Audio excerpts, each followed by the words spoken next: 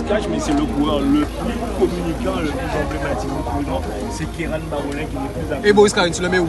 Pardon, Keran? Boris Karen, tu le mets où? Non, on parle de coureur, on parle de palmarès.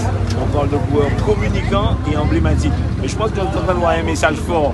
Alors, moi, la question, comment vous avez vécu la situation en bas hier, quand les choses se sont un peu agitées? Donc, vous étiez en attente de pas partir à ce moment-là? Ouais.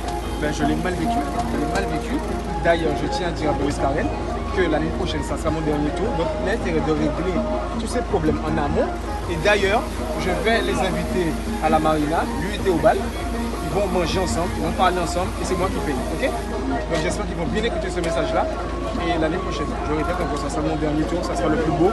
Donc, il ne faut pas y commencer à faire cette magie. Il ne faut pas faire cette magie aïe, là. Même, sinon, un problème, non. Très juste analyse, ça veut dire qu'aujourd'hui, Keran se fait le conciliant pour régler ce problème. Et moi, je trouve que c'est une très belle proposition, en tout cas, parce que ça n'a pas été évident pour lui.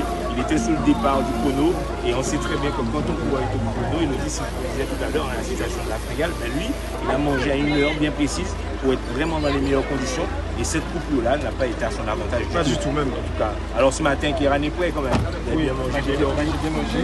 J'espère qu'il n'y aura pas de problème. Normalement, non. Ah ben, ça va bien se passer.